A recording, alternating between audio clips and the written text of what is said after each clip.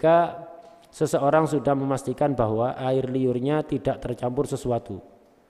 Tapi ketika ia menelan air liurnya merasa ada suatu benda lain yang tertelan, maka apakah batal salatnya? Yani wahid yani yadun annahu yani khalas yani yufat fi riquhu yani yufassis yashur annahu ma fi syai' ba'da ma yabla yashur annahu fi syai' dha'ab hal yabtul salat?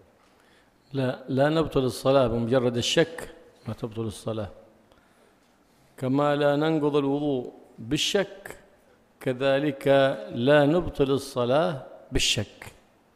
نعم، فلا يتتبع الشك، فإن الشيطان الذي يشكك على المتوضئ في وضوئه وعلى المصلي في صلاته فلا يتتبعه، فإنه يوسوس له في الصلاة حتى يبطل صلاته. فكثير من الموسوسين يوهم الشيطان يخرج من الصلاة ثم يدخل، كما يوهم كذلك في تكبيرة الإحرام الله أكبر، يقول الشيطان تكبيرة ما هي رياضة، يعيد التكبيرة ثاني مرة. الآن بالتكبيرة الثانية بطلت صلاته وهو يستمر في التكبيرة الثانية. ليه؟ لأنك قد أحرمت ودخلت في الصلاة، فكبرت التكبيرة الثانية أخرجتك من الصلاة، لأنك تدخل في صلاة وأنت في صلاة أبطلت الصلاة الأولى، فإذا صلاتك باطلة. وعاد بعضهم يعني يضحك الناس عليه، وللأسف بعض أستاذ عاد مصيبة. هذا يعمل في الصلاة يقول كذا علشان بغى الناس يعرفون أنه جاهل زيادة، يقول كذا يا أخوانا يا رب شفنا خرجت يا رب، من جهله مسكين. وما يدري المسكين أن الوسوسة هي تنبئ عن جهل بالدين أو نقص في العقل، ما توجد فيها فضيلة أبدا أبدا. لو كان فيها فضيلة لدل عليها سيد الفضائل محمد صلى الله عليه وسلم، ما فيها فضيلة زيادة، وإلا بنتسابق على الوسوسة. لكنه يصير أضحوكا للشيطان، وهو يظن أنه من الحريصين على إقامة شرع حبيب الرحمن محمد صلى الله عليه وسلم، والنبي ما أمرك بشيء. كيف تتعبد الله بغير طريقة النبي؟ خذ عبادتك من النبي، خذوا عني مناسككم. أي عبادة بتعبد شوف النبي كيف يفعل. أحسن عبادة عبادة النبي محمد صلى الله عليه وسلم، وأفضل عبادة عبادة النبي محمد صلى الله عليه وسلم. فلا يخرج من الصلاة ولا نبطل بالشك كما لا ننقض بالشك، فنفعل ذلك. كذلك إذا في آخر الصلاة وسوس له الشيطان وقال أنت صليت 5 ولا صليت 4، ما يضر ذلك، ويسلم ولا سجود سهو عليه، لأنه عند الفعل لم يكن متشككا.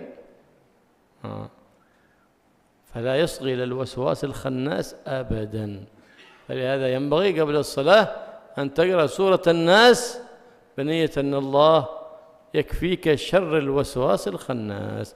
والله يحفظنا وإياكم من وساوس الشيطان، ولا يجعل الشيطان علينا سلطان، ويوفقنا وإياكم للاقتداء واتباع حبيب الرحمن محمد صفوة الأكوان صلى الله عليه وآله وسلم.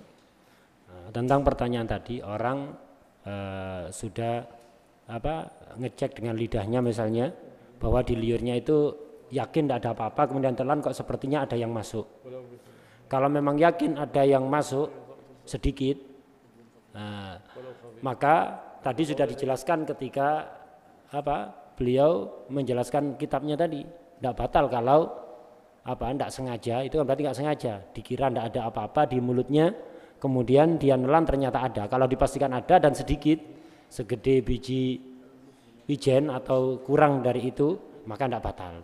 Tapi kalau ragu apakah ada yang masuk atau tidak, sepertinya ada yang masuk, sepertinya, tapi nggak dipastikan, maka tidak usah dituruti. Sholat Anda tetap sah, lanjutkan, tidak usah bingung.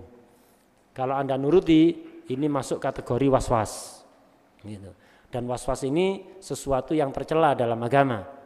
Jadi kalau menelan sepertinya ada yang masuk, sepertinya berarti enggak usah dituruti. Was-was itu tidak baik dalam segala hal. Takbiratul ihram cukup 1 kali, enggak usah 2 kali atau berkali-kali. Wudu enggak usah was-was. Itu. Anda kalau takbir Allahu Akbar, kemudian was-was, takbir lagi kedua, justru takbir kedua Anda menyebabkan sholat Anda batal. Takbir yang pertama itu masuk, takbir kedua berarti keluar. Kalau Anda meneruskan dengan takbir yang kedua itu, maka sholat Anda tidak sah, karena itu batal. Sebagian orang setelah takbir pertama was-was, kemudian noleh ke kiri, noleh ke kanan, biar belok dari kiblat untuk membatalkan takbir yang pertama. Tidak usah itu, tidak usah dilakukan hal itu. Atau sebagian orang Allahu Akbar was-was, tak batal, misalnya itu, jadi tak batal no begitu. Habis itu takbir lagi ke kedua. Lah ini tidak perlu dilakukan.